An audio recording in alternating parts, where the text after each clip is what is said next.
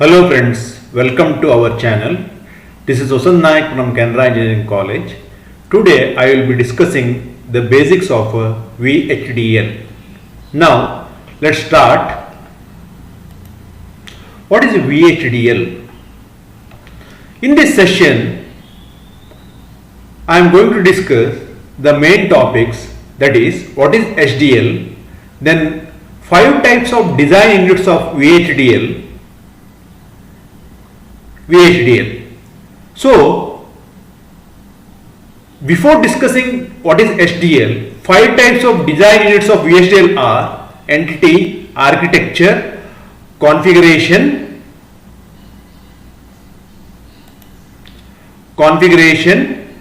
package declaration and package body.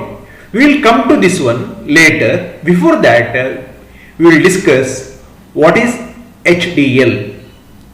What is HDL? What is the need of HDL? HDL is nothing but hardware description language. So HDL is a hardware description language. So what is the use of hardware description language?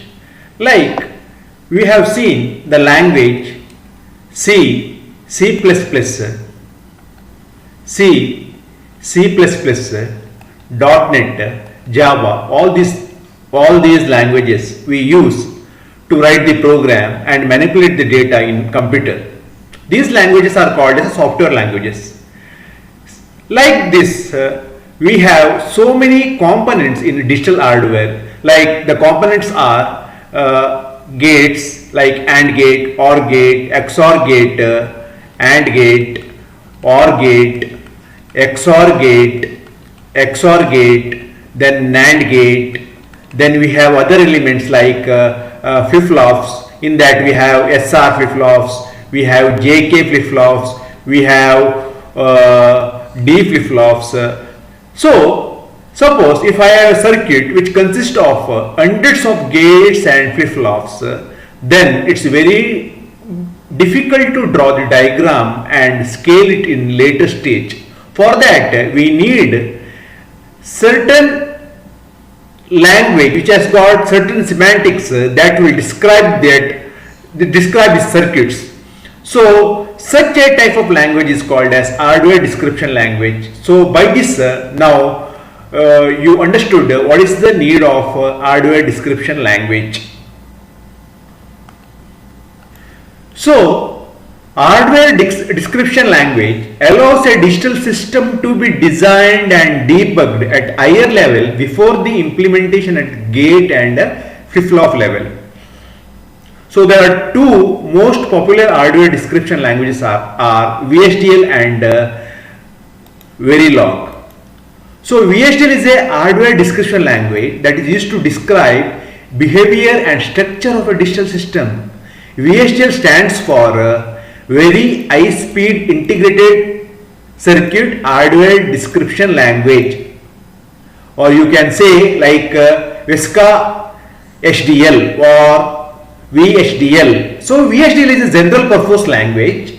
It is used to describe the digital hardware, and after describing the digital hardware, we can also simulate the operation of a wide variety of digital systems ranging from few gates to thousands of gates and other circuits. So students, you have to remember here some of the points related to VHDL before proceeding. So VHDL is a concurrent language, not like C, which is a sequential language. C is a sequential language, but VHDL is a concurrent language. And one more thing is VHDL is not case sensitive. So either you can write the program in uppercase or lowercase, and VHDL was designed to be technological independent.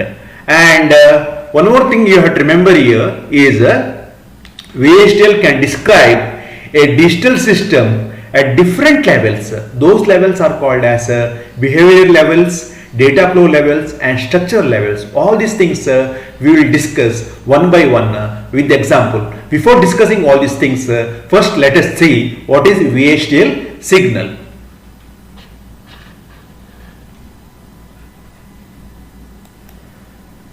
So a VHDL signal used to describe a signal in a physical system. For example, in this diagram, it's shown here. There are 5 signals are there. That is A, B, C, D, E. These are called as VHDL signals. So, and one more thing you have to remember here, the symbol in this case, this symbol is called as assignment operator. Assignment operator means, for example, here the C is assigned with the value of A and B after 5 nanosecond, and signal E is assigned of value of E is assigned of value C or D after 5 nanosecond. So a VHDL signal is used to describe a signal of a physical system. So in the diagram we have 5 signals, that is A, B, C, D, E, all these are signals. And behavioral description of the circuit, behavioral in the sense how the circuit works, this is described by here. E, that is E is assigned with the value which is computed by using D, A and B. D, A and B. D word with the A and B. Now we will see the 5 design units in VHDL, that is entity, architecture, configuration, package declaration and package body. It is found that most of the time we use entity and architecture. So in this session we will discuss about entity and architecture. Now what is entity? Now students will see first what is entity. Entity is used to specify input and output ports of a design and types of ports. So entity is used to define, or entity is used to specify input and output ports and types of a port. For example, suppose I want to design a circuit.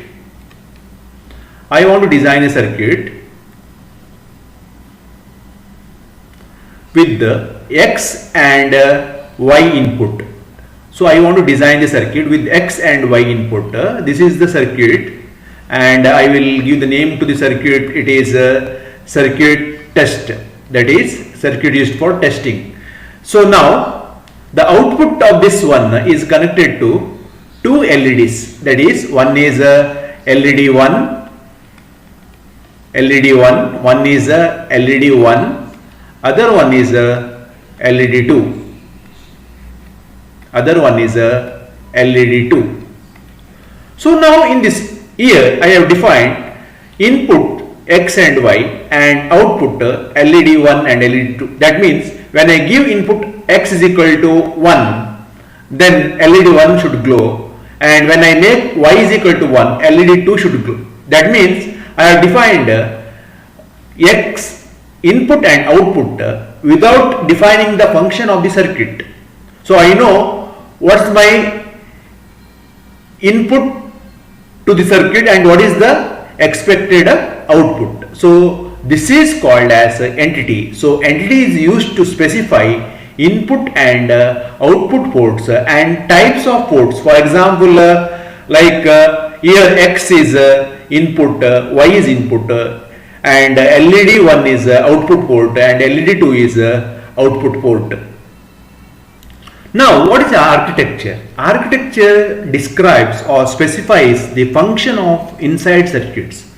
I told you entity describes the input port and output port, but architecture describes how the circuit is going to work. For example, in the last diagram you have seen, to describe the entity I need only input and output, but to describe the architecture I need how this circuit works. For example, this circuit when X is equal to 1, when X becomes 1, X is equal to 1, when X becomes 1, then this will going to connect LED 1. When Y is equal to 1, this is going to connect LED 2. like this. So architecture defines how the circuit behaves or how the circuit works. Now we will see the typical VHDL design.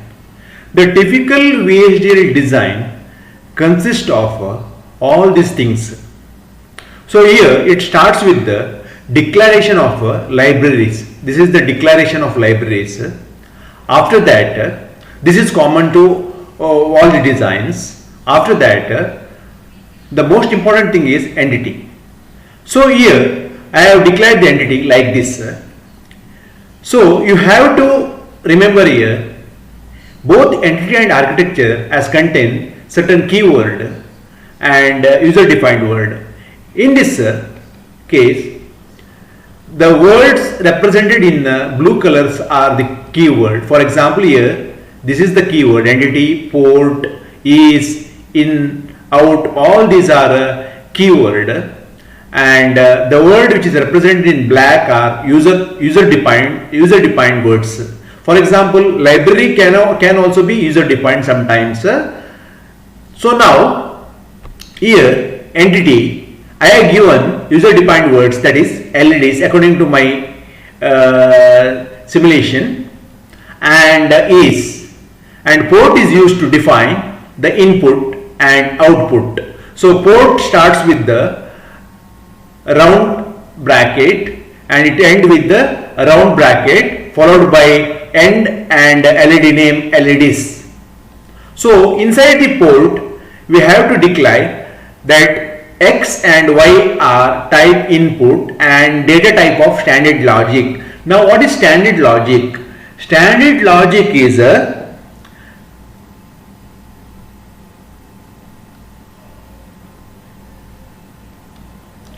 this standard logic is a library. This is a standard logic is a library and it is a part of this package. This is a part of this package. So similarly LED1 and LED2 are the user defined word for the output and it is a type of output. It is a type of output and data type of standard logic, means the function of this is defined in this library. Similarly we can define now architecture here. Architecture with the user defined word for the architecture is behavioral, that is it describes the function of a particular circuit and of LEDs, that is I have to make sure I define the architecture for particular entity that I defined in my design. So please remember, any particular VHDL design can contain only one entity and it can have, and several architecture can be mapped to this entity. Several architecture can be mapped to this entity. So you have to make sure the particular architecture is mapped to that entity. The particular architecture is mapped to that entity. So architecture statement starts with the begin and end followed by the statements. Here LED1 and LED2, as I explained in my as I explained earlier, my circuit is something like I have two input X and Y and two output, that is LED1 and LED2. So when X is connected, or when X, suppose if you think X is a switch, when switch X is connected, then LED1 will glow, and or switch Y is connected, LED2 will glow. So that's why I have assigned LED1 with the value of X and LED2 with value of Y. So please remember, both entities used to define input and output port, but architecture defines how the circuit is going to behave or how the circuit is going to work. This is very, very important. This is the typical VHDL design example. So the explanation of library we will see in the later session.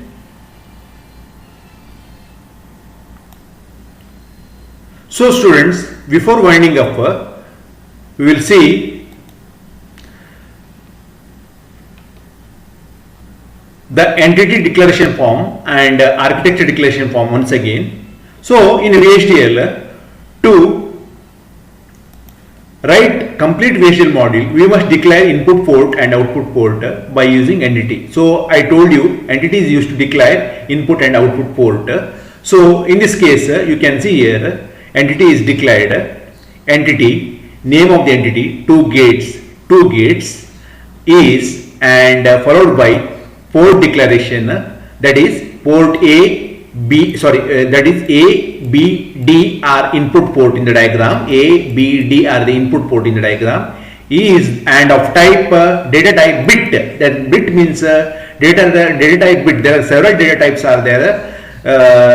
So for time being, data type bit means it can take either value 0 or 1. So E is a type output port or mode output port. So and data type belongs to bit. Data type is a bit. Similarly, entity we should end with the once again end statement and entity name. Similarly, architecture, here you can see architecture with the name, and architecture belongs to particular entity, that is the entity name what we used here is 2_gate. Similarly, signal C of type bit. Here signal C is a internal signal. It is not. It is inside the this one architecture. It is not outside the this one outside the design. It is inside the design, or it is internal signal. So internal signal we cannot define in entity. Internal signal will define in architecture. So the value C is assigned with the A and B by using assignment operator, and E is assigned with the C or D by using assignment operator. Similarly, so declaration form for entity is entity name is, and port declaration followed by end with the entity name. So you can see here. So any VHDL program structure or any VHDL design can contain only one entity, but there can be several architecture that can be mapped to that entity. So diagram shows that one. Now architecture declaration form is something like this: architecture name, and this architecture belongs to particular entity name, followed by begin and end architecture. So in between architecture body, that is with the architecture body contains the structural statements, or it contains assignment statement, etc. We'll see how we can define architecture by using structural statements in the later stage. Thank you.